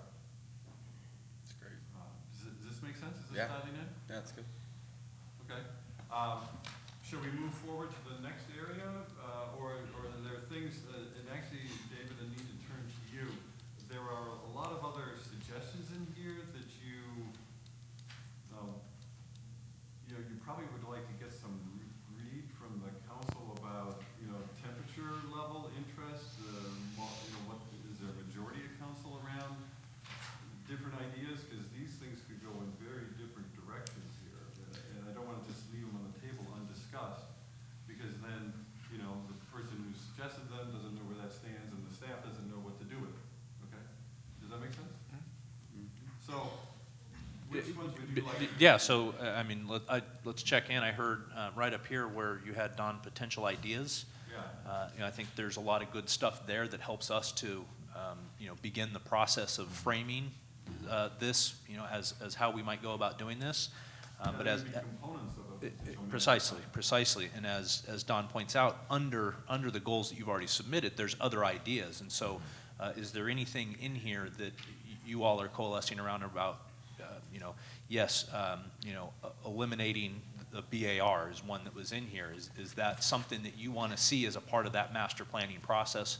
Is that separate? Is that, what are these in here that might either build towards this developing a master plan goal, or separating that out into other goals or other categories? Or do you go through every bullet point and have 5 of us vote on each one?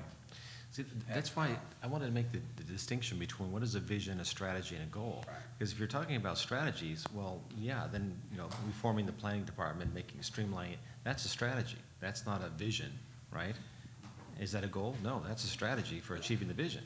That's how you would go about achieving the vision exactly. built in the master plan. So I make that distinction only because do we want to separate this out in terms of, okay, here are issues we think are visions, and here are issues or statements that we think are more strategies, and here's that are more goals. Like, I was one who put the goal of doubling our TOT from 4.3 to 9.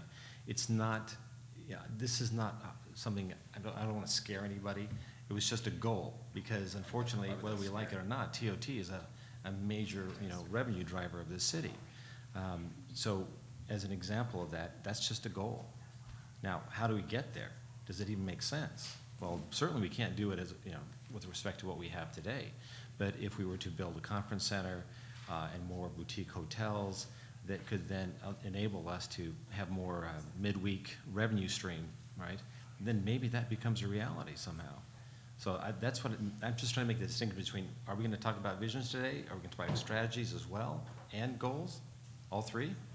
That's a good question. It's a bit of it's not, it's permeable barriers between those concepts. And I know that's frustrating because we'd like to just have them containerized, but I think because you've got the 2019-2020 framework here, and that's your budget framework, and then you have another election. I think the key here is to focus on what are the things that this council can get done in this coming year. So you want some short-term? Yeah, but they're long, but they have a key impact on long-term, like having a master plan is a foundational for where you can go much longer term. The master plan, I would imagine the staff would work with those folks, and you do some pro formas on, okay, if we change the usages in the following ways, how would that impact TOT potentially? And is that going to cover enough of the needs of the city to fulfill the other aspirations that you're going to come up with in the remainder of the day here about the wastewater plant and other sorts of things that you want for the And community? my problem is I could talk about this all day. I know. Just economic development, Yeah, right? yeah. So how much time do we have to talk about this? I think we're at about the core time here, and what I suggest that we do is just, there are a couple of these that I think. Well, maybe we do this a different way, and not necessarily go through them all as a, vote 5-0. Is there, are we on each of these? Is there anything in here that any of you disagree with? Yes. That is something that you would not want us to move forward with? And is there a conversation that we might have around that in order to find out, what the council is thinking in terms of some of these strategies or goals or visions? Well, the first thing that I would like to take off of the table and remove from this would be any entertainment of eliminating the Board of Architectural Review, because that Board of Architectural Review ties directly into our mission statement when it comes to preservation of our heritage and how this town will look, and how we can improve its vibrancy. That Board of Architectural Review will be a very, very important part of that plan. So I don't think that that's something that we want to do right now. So I would say a lot of these things, if we're giving staff the vision, and obviously planning department, permit, all that stuff is a part of the vision, I think that's an idea that staff should look at. Okay, here's the planning commission, here's the BAR, how can we make this more efficient? And that doesn't necessarily mean that you get rid of the BAR, but maybe there's some sort of consolidation. Maybe there isn't, I don't know. But obviously there's an issue with this, and so I think it has to be at least talked about by staff to give us considerations on here's your options. I don't think we can just throw out the possibility of making things easier for people to invest in Solvang, And I'm not saying getting rid of it or whatever. I'm just saying as possibilities, we give the vision. The staff should come back and say these are things that we can do to streamline this, to help it, whatever. So what I'm hearing from your comment, I'm just trying to capture that, is maybe this is looking at options for Board of Review and Planning Commission roles in what, development review? So that would be one of the things, if you develop this master plan, then that would begin to give some focus to what people are looking at, and also some focus to your staff, because right now, if your staff knows the green light is on, under a master plan, the staff knows the green light is on for a particular area, for a particular use, that can really expedite how they interact with that, versus like, oh, I don't know, the council hasn't discussed that, don't know if that's going to apply. It's a very different message. So with that change, would that bring it more in line with maybe what looking at what are the options for the BAR and Planning Commission's roles in development review? Is that more with no? Not with me, sorry. Okay. Again, I come from a business perspective, and out of deference to you, I respect everything you just said, okay? But I also appreciate what you were saying with respect to, what did you call it, a working group that would come in and lay out. Yeah, the Urban Land Institute, ULI. Right. Yeah. That essentially replaces the need for a BAR, and I think it would help streamline. Well, I'll clarify. That would be a temporary, they're going to come in, it'll be a couple of month process. They're going to do the outreach, the engagement, interview council members. And again, that's just one idea, but in my experience in doing one, they came in, they sort of, built a little bit of a framework for what, some sort of master plan would look like, and then give options back to the community, give options to the council on how to proceed. What I'm hearing in terms of what Councilmember Waite and Johnson are saying is that, there may be opportunity here for streamlining the approval processes. That's what I'm looking for, exactly. Yeah, and one of the problems I find is that the planning commission only meets once every other month, about 6 times a year. That, I don't know what they're doing over there. So I'm suggesting that there's probably ample time for them to do what the BAR is doing. At the same time, I think if we incorporate some of the things you were just describing, the urban planning, I think that would also take into consideration some of the things that the BR is doing. Unfortunately, the BR, I think my understanding was that they were supposed to have more architects on the board and more of an influence on the architecture and design of the city. And we were talking about some of the things that they do in Copenhagen with respect to color and trying to preserve the old and the new, and incorporating the two things side by side. I think that can be done more efficiently than having another commission. It just slows down that process for a lot of developers who come in and things that should take a few months end up taking more than a year, and that kind of thing. And there's, I agree. I mean, I'm not us an expert in streamlining this. efforts in order to move things faster. That's what I'm trying to get at. I think is something that you know, we would want to do naturally. And I think, you know, taking what Don was saying is, as you develop a master plan, there may be types of development in a certain area of town where it isn't part of the plan. And since it's not a part of the plan, then that's where you would want these broader approval processes to determine, is this something, even though it wasn't considered in the plan, is this something that then may work? You don't want to, you know, hamstring yourself to a plan and say, if it's not this type of development, it can't go here.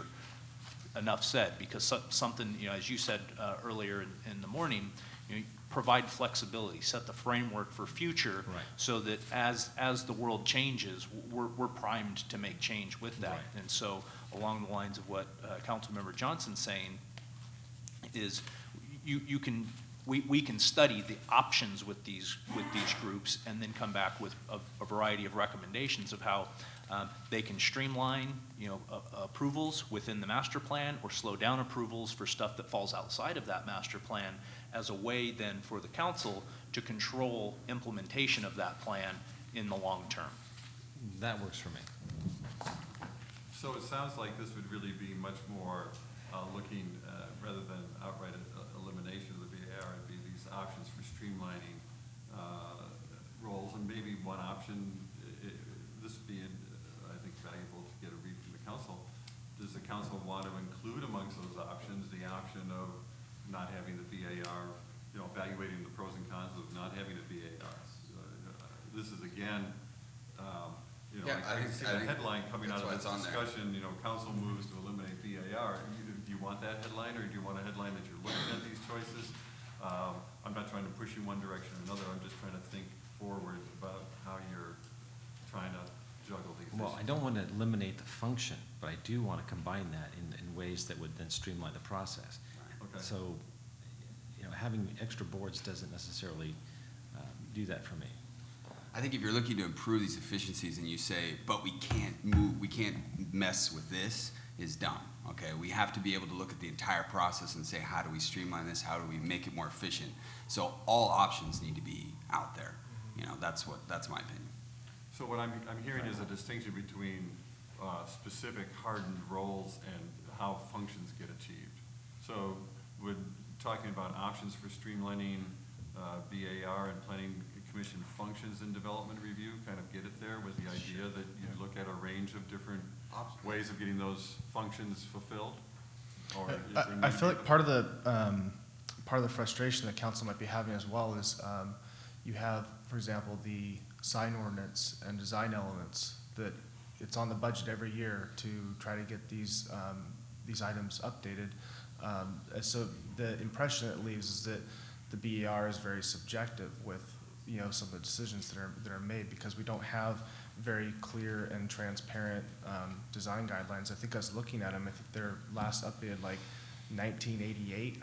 You know, it's like 3 pages long, and there's a few pictures in there. I mean, I know a picture says 1,000 words, but that doesn't that doesn't outline anything very clear for, especially as a new business coming to town. How am I going to go about interpreting that to come up with something that that I know I can be successful in the first time around, going through our various boards and permitting processes? Okay. So maybe we just turn this around and if I'm hearing you and say options to streamline and make more transparent the functions of BAR and Planning Commission and Development Review. And then you look at a variety of choices, not. Right. That's all. Go ahead. Well, I was just trying to emphasize the priority on actually needing to do, hire a professional, come in, and let's re-up this design element. Let's re-up the sign ordinance and get it done, because every year it just keeps getting kicked down the road. So, Real quick, if I might, Don, is that something that might be a component of this master plan? Yes. In Definitely. reviewing that? All these things that it's like, there's the visioning process, there's the master plan. I don't know what you do, vision that leads in the master plan, or, however, but, eventually you have to have the general plan updated, and all these are elements that would feed into that. And I think all these items in solving are a little overdue for some reevaluation. This would be a strategy that I'd like to see pursued. does that provide enough clarity? So, yeah. Okay. So I'm looking, are there any other things as you look down the list that you would want to get some clarity about? Because, these are some suggestions about how to do things. Well, in fact, this one right here is kind of speaking to that master plan idea. So some of you had already kind of formulated that as you were offering ideas. I'm just looking, there's a lot of things there. David, do you have any ones that, are flashpoints for you in terms of either implications organizationally or workload that you would want to, clarify what the council's intention is, or see if more clearly if there's a majority that want to pursue it? I think what would really be helpful for us would be, I think there's a lot of great ideas in here that are workable within the concept of this master plan, and really are speaking to strategies to implement that master plan. And so I think on some of these, one of the questions I would have is one about timing and expectations from the council on timing. So speaking, just as a direct example, the sign code. Amending or updating the sign code so that it's easier to understand for applicants, so that a business owner can get their sign faster, or a new business can get their sign faster. Is that something that I'm hearing might be a priority for the council as an effort to really streamline and implement this master plan? Right. But from a timing perspective, might it make sense for us really to tackle the plan first and then get into some of those, or do you think there's some parallel track there where we're trying to streamline things as best as possible for the time being, and then make, again, course corrections on some of those design guidelines or sign code ordinances, so that they're then really fitting under that master plan for the implementation of that master plan? I think we're starting with the lowest hanging fruit of all the things that are in this packet. I would start with planning. The BAR, I understand what Karen's saying, and it's a good point, but I think that this little issue is not paramount to what we're trying to do here as a city and moving forward in this vision, et cetera. I think everything that that's in here needs to be addressed, but I think we're starting with one of the lesser items of importance. The master plan, or No, when we're focusing on the BAR. BAR. Oh, got you. Okay. Well, because it's obvious that the Planning Commission and the Board of Architectural Review are going to have to be involved somehow in the master plan. So my point was just to not eliminate that right off the bat, but I think what you already highlighted in yellow explains how we feel about that, and we can move on now to bigger. Yeah, and it only started because he said, is there any items in here that you don't like? And you brought it up, so that's where we've gone there. I totally appreciate that. So I think you probably have to do it in parallel is what I'm seeing is, Yeah, we're gonna be doing the I master agree. plan, but at the same time, We you need probably to sign still wanna on look at this efficiencies. So in the interim, do some process improvements just to Yes. streamline the process I as think we best have as to. possible. The more you And- can standardize and make that work. Okay. We want to be a business-friendly community, and that's low-hanging fruit, if that's what you're trying to say. Let's get that done. And I think that's really important, because one of the biggest issues, is you could see in the graph that Don put up, or that you were just explaining earlier, is you can see the trend of expenses, and you can see the trend of revenue, and then you see all the aging infrastructure that the city eventually has to take care of. We can't just keep kicking the can down the road. It's just not gonna work. You're gonna find yourself, I mean, it's already a very difficult position today that we're basically like kind of in this catch-22 of, you know, you go from, oh, there's a few $1 million in the account, but you look at the liabilities that we have with the new wastewater treatment plant that's needed. You look at the liabilities of, you know, unfunded mandates like stormwater management, things like that. All these things add up, and every year we just keep kicking these CIPs down the road. We're not doing anything to really catch up on them, and so that means that we're moving at a rate where the depreciation of our infrastructure is actually growing faster than the rate we are chipping away infrastructure that needs to be replaced, which means that you also, this council doesn't really have the position to do something new that it wants to do for the community. So to be able to convert that over into how that works in the budget is going to be very key. And it's pretty obvious that you have to have a mixture of several different things going on. You need economic development. Why? Because we need additional revenue to up that trend of revenue to outpace expenses to create the margin to pay for the capital improvement projects that we need. We also need to cut expenses at the same time so they're not growing at a rate. You know, so it's all about kind of creating that margin there so that we can eventually start paying for more CIPs out of the general fund and actually start getting some of these projects taken care of. If you don't create that margin right there, you're going to be forced to only do things through other vehicles such as, you know, new wastewater treatment plant, stormwater management, things like that. You just have to push into everyone's water rates, and everyone's gonna just go nuts when they see what their new bill is gonna be once you factor all that in there. And you have to pull loans, you have to pay interest, I mean, all these things go into that. There's rate covenants that have to be met here. So when you put that on a forecast and you look at how at the end of the day, you know, how that's going to come out to net everyone's water bill, these are very substantial items. Right now in the budget that we have today, I look at it's pretty much like all studies that we're paying for out of the general fund. There isn't really anything going towards capital improvement project at this point in time. So again, that just creates another year going by where we're not chipping away at the aging infrastructure that we absolutely need to take care of. You want economic development? Well, how are you going to get it if you don't have the infrastructure to support those businesses coming in? You know, we hear things about sewer lines that need to get replaced. There's another few $1 million just to fix the deficiencies that we have in our sewer lines in order to even support new businesses coming in or a new hotel coming in.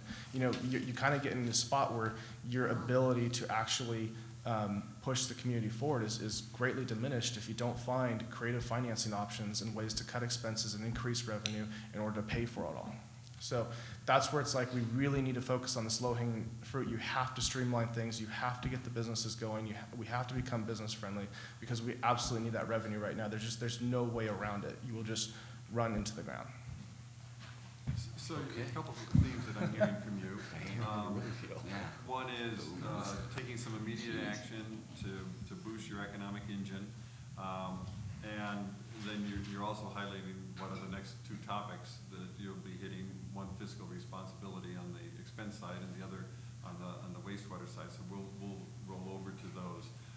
Just let me see if I can capture some of the big themes, so we're all on the same page. This would be your headline: create a master plan for Solvang's future. This is the spirit of it that you want to pursue. And then I'm hearing a couple of specific things. You want to get options to streamline and make more transparent the functions of the BAR and the Planning Commission and Development Review and how that links with the master plan that would be developed. And you want to expedite the updates of the design and sign standards. So those would be things that would be under that as some immediate things that you want to see happening that would be targetable and concrete. Well, actually, that falls under the expedite, update, and designs and sign standard. That falls right into the category you're just on. Yeah, that falls under the Board of Architectural Review and the Okay. Planning Commission. So okay, so that's not a separate. there. That's Okay. not really a separate. The only other low-hanging fruit thing that I heard, although maybe it's not low-hanging because it would take quite a while to happen, was the idea that a council member mentioned about the Vets Hall. Is that something that you're working on the master plan? You want to look at it? Do you want to hold that till you see what the master plan looks like and whether that's the right place and the right form and the right context to occur?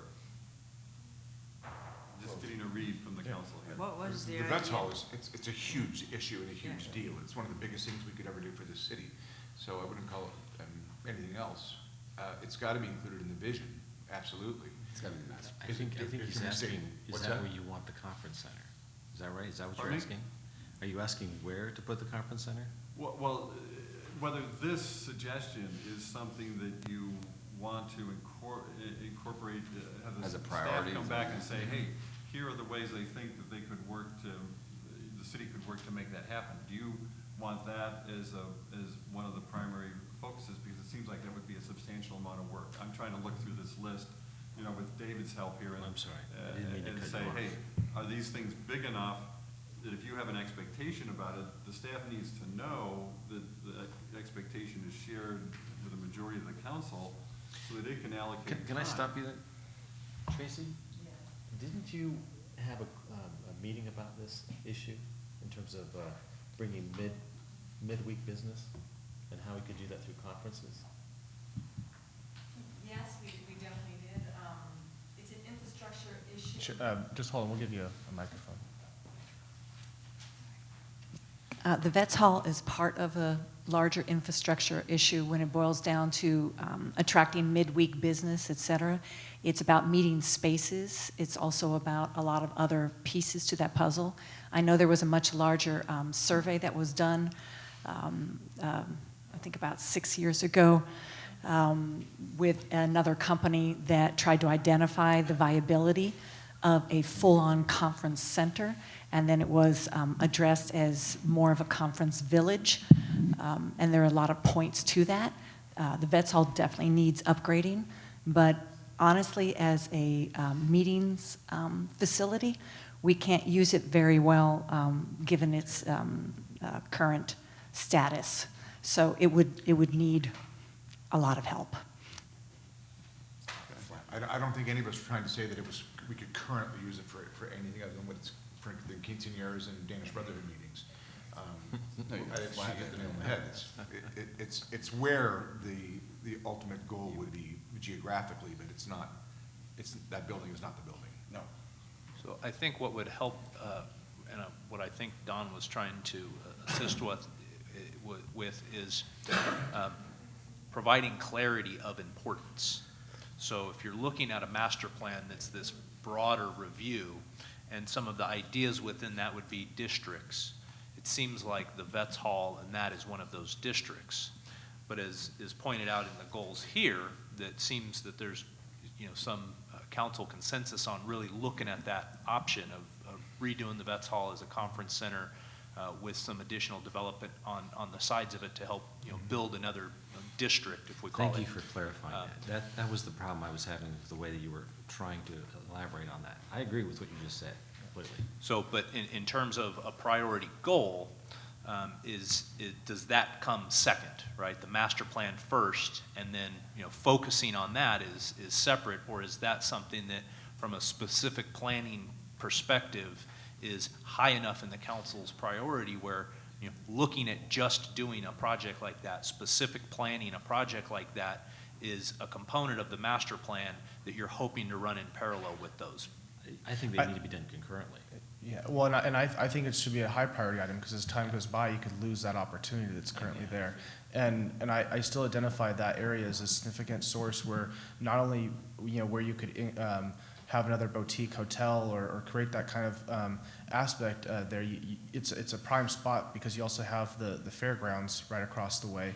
It would bring in more TOT to the city and more midweek business, which again is one of the hardest things our local businesses have to deal with. So, but all of that comes with additional tax revenues that'd be coming in. So just even like you take an additional hotel with 100 rooms and you kind of calculate out what the ADR would be on that and an average occupancy rate, things like that. That could be an easy $500,000 more per year right there in the city with very low impact on the residents, as well as bringing in a higher end or higher spending demographic. So when you look at trying to make the city viable in the long run and make the budget work out in the long run, those are key projects where once you get going, you're gonna get the fruits of that for a very long time, and we need things like that in order to pay for our aging infrastructure. So then within the goal of a master plan that's looking at everything, a specific component of that you think should be a priority in this next year would be a project there, Vets Hall, hotels, and potentially some sort of really focused on midweek Yeah. business conference. Okay. So what exactly are you proposing to do with the Vets Hall? That's probably a very large discussion that you wouldn't even, there's. And that's where we'll come back Yeah. with some of those options. options, You know, that's, And there might be some grant opportunities. I think for example, just even the Vets Halls, I think it's in our, I'm trying to go off my memory right now, but I think it's in our emergency disaster plan somewhere, something like that. But, yeah, it's. Would it be a it's public-private, center. I mean, I would think A that public-private you'd have to have partnership. a partnership to Yeah. build a hotel and conference center on that Yeah. site with the double deck or a four-level parking garage with an existing garage. That's the big picture. a mixture of all kinds of things to get a project like that done, but, so there might be some money there for that Yeah, too. and there would be, I mean, implementing something like that, there'll be lots of conversations as we go Yeah, into you'd that. integrate the library, the police, you'd have to integrate all that stuff probably in that area. Yeah. Okay, so I think that sort of hits the biggies in there in terms of what are the major things that you'd like to, the council is especially interested out of this, the streamlining and transparency issue and giving some focus on this hotel conference center idea within the master plan program. Sorry, Don, when you say biggies, do you want to do you want to add the wastewater to that as well? Oh, well, the wastewater is going to be its own category. You just said these were the biggies. Oh, the Okay, so biggies in this category. within the Got it. economic development. In the economic development. Thank you. For econ development, yeah. Okay, so I think with that, should we move on to the fiscal responsibility topic? Oh, fantastic. Should we take a brief break? I love fiscal. Would the A council little like break would be nice, yeah. Should we agree to come not back talking in about like money. quarter of? 10 minutes? Yeah, about a 10-minute break.